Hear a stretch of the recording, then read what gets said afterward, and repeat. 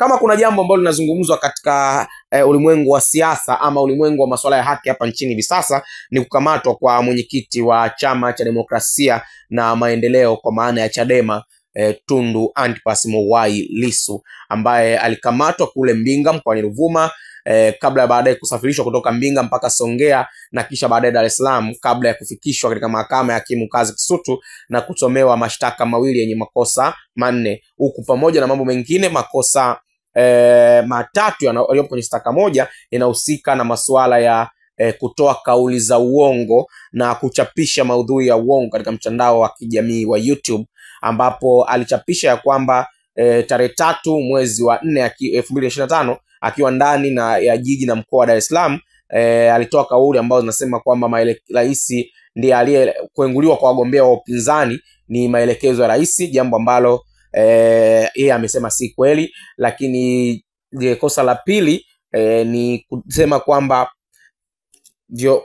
askari wa jeshi la polisi, kwa maana maafisa wa jeshi la polisi wamekuwa wakibeba kura za wizi kwenye vibegi na kuviingiza katika vyumba vya kupigia kura, akitolea mfano uchaguzi wa katika chaguzi mbalimbali kwamba polisi wanatumika kuiba kura, jambo ambalo amesema kusema hivi halijawahi kuwa kosa na si kweli. Lakini jambo la tatu ni kusema majaji wote ni wa CCM na wamekuwa wakijipendekeza kwa rais ambaye pia ni mwenyekiti wa CCM kwa maelezo yake, na kwamba wanafanya hivyo ili wapate uteuzi, wale mahakimu wapate uteuzi kuwa majaji wa mahakama kuu na majaji wa mahakama kuu waweze kupata uteuzi ya kuwa majaji wa mahakama ya rufani, jambo ambalo pia amekanusha, anasema si kweli. Kwa hiyo makosa yote matatu ameyakataa, na anasema ya kwamba sio tu kukataa, ni kwamba hada tena makosa hayo. Kwa hiyo jamhuri imekamilisha upelelezi na tarehe 24 mwezi huu wa Aprili kesi hiyo itaitwa tena katika mahakama ya hakimu mkazi Kisutu kwa ajili ya kusikiliza maelezo ya awali.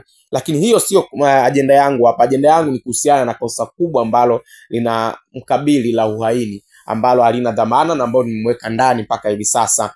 Na kumbuka, Tundu Lissu anakuwa mwanasiasa wa kwanza katika historia ya Tanzania kuishtakiwa kwa makosa ya uhaini tangu tumeingia katika mfumo wa vyama vingi vya siasa mwaka 1992. Sasa kumekuwa na watu tofauti tofauti wakieleza ya kwao kuhusiana na Tundu Antipas Mughwai Lissu. Sasa Steven Mbongo ambaye ni mdau kwenye masuala ya siasa na demokrasia, ambaye anaishi kule nchini Afrika Kusini, yeye ameandika tafakuri pana zaidi, akieleza ya kwamba anasema fikra tunduzi za Dr. Miguna kuhusu mashtaka ya uhaini kwa Tundu Lissu, somo kwa mamlaka za Tanzania.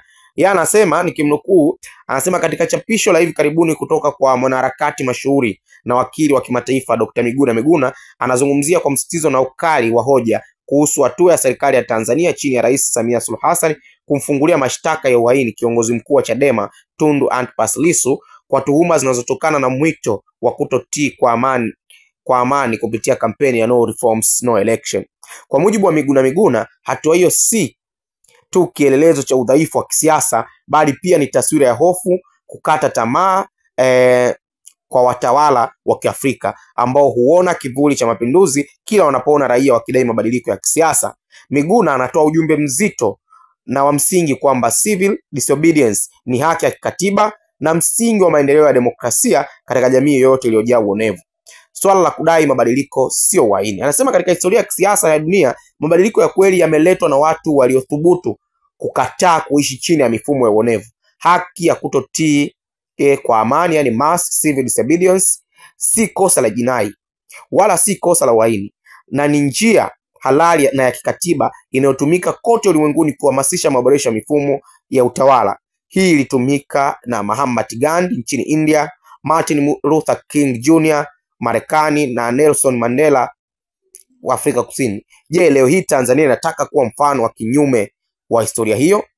Lakini kukosoa sio kuhujumu nchi. Anasema kwenye chapisho hili ni kwamba kupinga serikali, kupinga uchaguzi bila mageuzi au kulalamikia mifumo wa kisiasa si sawa na kupindua nchi. Ni maoni yanayojengwa katika msingi wa uhuru wa kujieleza. Kumkamata mtu kwa misingi hiyo si tu matumizi mabaya ya mamlaka, bali pia ni matumizi mabaya ya rasilimali za taifa, fedha, muda, nguvu za usalama na kujiweka pabaya kimataifa. Jambo lingine anagusia ni mamlaka zifunzwe kudhibiti mamlaka yao.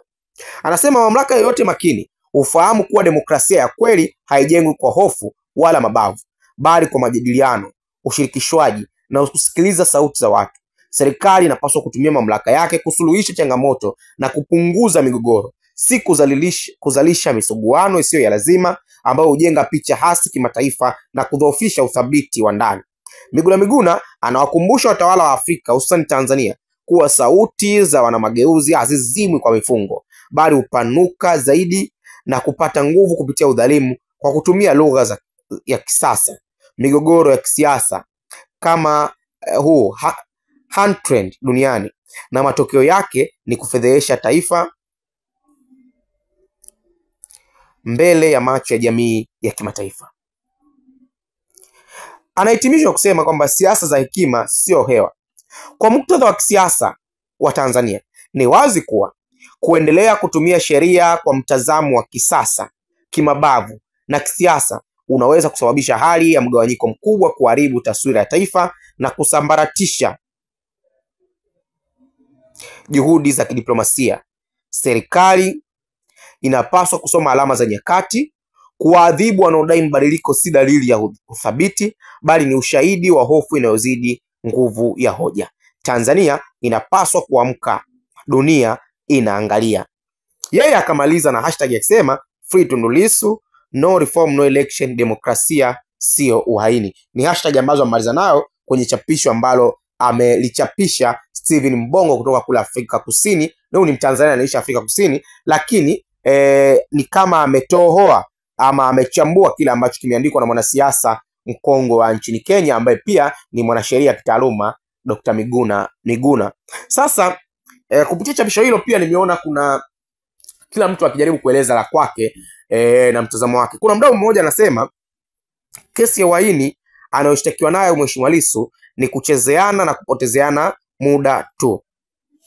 Anasema wanamshtaki eti kasema ataongoza uasi. Kwani hawajui kazi ya chama kikuu cha upinzani kuongoza uasi bila kuvunja sheria? Tumeasi kila kitu na kila siku bungeni, hata mitaani tumeandamana kupinga sheria zao, amri zao tusizozipenda. Tuna haki hiyo kisheria. Lazima tuwafundishe watu wetu kuwa waasi dhidi ya udhalimu. Hata tunataka watu wetu wakatae kukaa upande wa udhalimu. Ndio maana tupo tayari kuwaasi wezi, wauaji, hatupo tayari kuungana nao. Mnatulazimisha kuwaunga mkono kuiba kura, kukimbia na maboksi ya kura. Mnataka tuwapigie makofi wakati mnatuteka na kutuua. Ni maswali hayo ambayo yeye amejaribu kujenga. Tumewaasi na tutawaasi. Hii ndio tafsiri yetu ya uasi. Walutheri waliasi na kuanzisha dini yao. Katoliki mpaka leo wanawaita Walutheri ni waasi. Walutheri nao wanaona kina Mwingira ni waasi. Waasi wote hawa wamesajiliwa nchini na wanafanya kazi zao kihalali. Uasi si kosa. Inategemea unamwasi nani na kwa jinsi gani. Kumbuka, Lissu ni msomi wa sheria, anaongea kwa kuchagua maneno sana. Ndio maana ukimsikiliza utaona kama kila wakati anaweka pause na kurudia maneno yake. Mmenipata? Huyu anasema hivyo. Huyu hakula ada ya baba yake, alitendea haki. Tusubiri no reform no election part 2 kwenye viunga vya mahakama. Hii itakuwa ni zaidi ya mechi ya finali ya kombe la dunia. Utamu umehamia mahakamani, na akamaliza hashtag ya tonetone liendelee. Yeye ameeleza hivyo. Lakini nimejaribu kupita kwenye vyombo mbalimbali vya kimataifa ambavyo kwa kweli vimeripoti swala hili kwa ukubwa wake, na kama nilivyosema sio tu kwa sababu ni swala ambalo linagusa Tundu Lissu, lakini kihistoria ndo anakuwa mwanasiasa wa kwanza hapa nchini kushtakiwa kwa makosa ya uhaini tangu ambavyo Tanzania imerejea katika mfumo wa vyama vingi vya siasa mwaka 1992. Sasa unaweza ukajiuliza maswali ya kwamba mambo gani ambayo kimsingi yamekuwa yakimtambulisha Tundu Lissu. Kwa mujibu wa shirika la habari la kimataifa la Uingereza BBC, wao wanasema yako mambo 7 ambayo yanamtambulisha Tundu Lissu katika mambo yake, lakini wanasema mwanasiasa huyu wa Tanzania kwa wengi ni alama ya mapambano ya haki, demokrasia na uwajibikaji wa serikali. Kwa wengine ni mpinzani mkorofi anayependa kugonganisha fikra na utawala. Ili kumuelewa kwa undani Lissu, haya hapa ni mambo 7 muhimu yanayomtambulisha. BBC wanasema jambo la kwanza ni msomi aliyelelewa kwenye taaluma na tafakuri ya sheria. Ana shahada ya sheria LLB kutoka Chuo Kikuu cha Dar es Salaam pamoja na shahada ya uzamivu LLM kutoka chuo kikuu cha Warwick, Uingereza. La pili, BBC wanasema ni mwanaharakati wa haki za binadamu kabla ya siasa. Anasema tangu miaka 1990 alikuwa mstari wa mbele katika kutetea wananchi waliokuwa wakinyanyaswa na mfumo wa sheria usio wa haki. Jambo la tatu, ni mwalimu wa kujenga hoja. Kimnukuu Ezekiel Kamwagwa ambaye ni mchambuzi pia wa masuala ya siasa hapa nchini, ambaye amenukuliwa pia na BBC, anasema Lissu ana nguvu kubwa mbili za kuzaliwa ambazo hakuna shule inayoweza kumfundisha mtu. Swambo hilo ni ujasiri na umahiri wa kuzungumza. Jambo la nne, BBC wanasema Lissu ni king'ang'anizi na asiyekata tamaa. Amekuwa mstari wa mbele katika kudai katiba mpya Tanzania kwa zaidi ya muongo mmoja sasa. Jambo la tano, ni jasiri na mkosoaji asiyetishwa. Haijawahi kuwa rahisi kumtisha Lissu. Ana historia ya kusema kila anachokiamini bila kujali nafasi ya anayekisema. Jambo la sita, wanasema ni mfu anayetembea na risasi mwilini. Itakumbukwa Septemba 7 mwaka 2017, Tundu Lissu alishambuliwa kwa risasi 16 nje ya makazi yake mjini Dodoma baada ya kutoka bungeni. Na jambo la saba na la mwisho, BBC wanasema ni mwanasiasa aliyepewa jina la mropokaji kwa tukio la kushambuliwa risasi na kunusulika kufa. Mtu mwingine asingeweza kurejea kwenye siasa katu. Lissu anatajwa pia kurejesha nguvu ya upinzani Tanzania iliyoanza kudorora.